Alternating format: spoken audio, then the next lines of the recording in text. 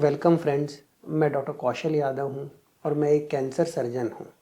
Cervix cancer से related इस video में हम जांच और उसके ट्रीटमेंट के बारे में जानकारी देंगे। बायोप्सी सर्विक्स कैंसर के लिए पहली जांच की जाती है जब आपके डॉक्टर या गायनेकोलॉजिस्ट को हिस्ट्री और एग्जामिनेशन पे सर्विक्स कैंसर का डाउट हो तो उसको चेक करने के लिए बायोप्सी की जाती है। बायोप्सी से सर्विक्स कैंसर की कंफर्मेशन होती है और यह पता चलता है कि कैंसर कौन से टाइप का है। सामान्यतः यह एक ओपीडी प्रोसीजर है।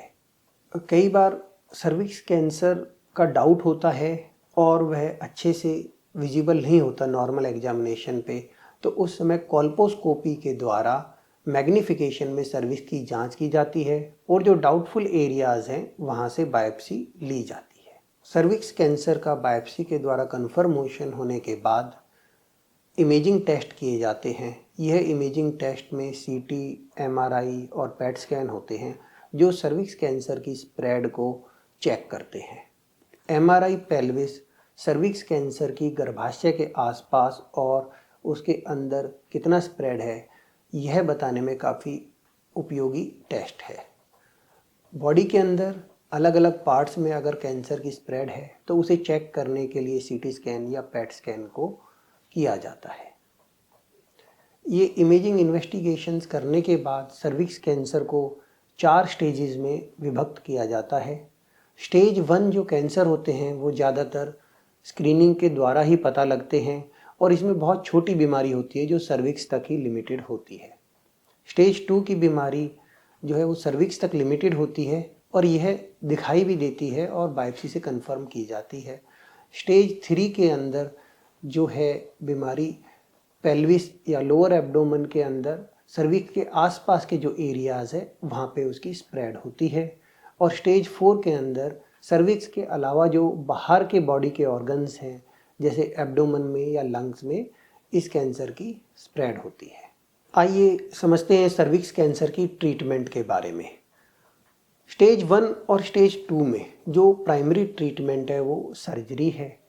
सर्विक्स कैंसर की सर्जरी को रेडिकल हिस्टेरेक्टमी कहते हैं। रेडिकल हिस्टेरेक्टमी नॉर्मल यूट्रस निकालने की सर्जरी से डिफरेंट है। यूट्रस और सर्विक्स के आसपास कुछ टिश्यूज़ होते हैं जिन्हें पैरामीट्रियम कहा जाता है। किडनी से जो यूरिन को ले जाने वाली नली है यूरेटर, वो इसी टिश्यू से होते हुए पेशाब की थैली यानी यूरिनरी ब्लैडर तक जाती है। तो इसको सेव करते हुए इस पैरामीट्रियम टिश्यू को यूट्रस और सर्विक्स के साथ निकाला जाता है। इसके अलावा ओवरीज, फैलोपियन ट्यूब्स और लिम्फ नोड्स को निकाला जाता है। जो 40 वर्ष से कम महिलाएं हैं उनमें ओवरी को बचाया भी जा सकता है।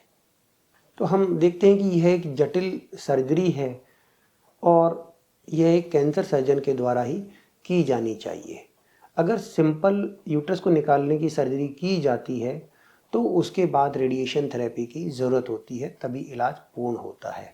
हमारा मैसेज यही है कि सिंपल यूट्रस निकालने के बाद की हुई सर्जरी अपूर्ण सर्जरी है और उसको पूरा इलाज ना समझें और जब भी सर्विक्स कैंसर का डाउट हो या सर्विक्स कैंसर प्रूवन हो तो कैंसर सर्जन के द्वारा ही उस सर्जरी को कराएं, क्योंकि अच्छे से की गई सर्जरी के बाद पूर्ण इलाज होता है और ज़्यादातर केसेस में किसी और ट्रीटमेंट की आवश्यकता नहीं होती है।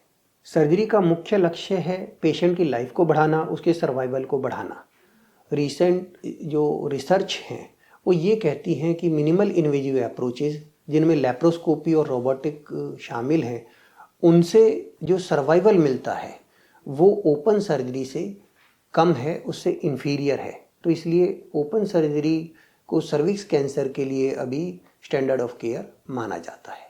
रेडिएशन थेरेपी, एक्सरे और हाई बीम रेज के द्वारा कैंसर का इलाज करती हैं। जो स्टेज 2 में लेट स्टेजेस हैं या स्टेज 3 के अंदर यह एक इम्पॉर्टेंट क्यूरेटिव ट्रीटमेंट है। कीमोथेरेपी स्टेज 3 में रेडिएशन थेरेपी के साथ दी जाती है और स्टेज 4 के अंदर यह पेशेंट में डिसीज़ को कंट्रोल करने के लिए दी जाती है। कीमोथेरेपी अपने आप में पूर्ण इलाज नहीं है। तो जब भी यह ट्रीटमेंट के बारे में प्लान करना हो, अपने डॉक्टर्स के साथ परामर्श करें, सभी ट्रीटमेंट मॉडलिटी के साइड इफ़ेक्ट्स और उनकी जो प्लानिंग है उसके बारे में चर्चा करें और फिर अपना ट्रीटमेंट फाइनल करें और उसको शुरू करें। आपको अगर कैंसर के इलाज से संबंधित कोई भी जानकारी हासिल करनी है तो आप नीचे दिए गए नंबर या ईमेल के ऊपर मैसेज भेज सकते हैं।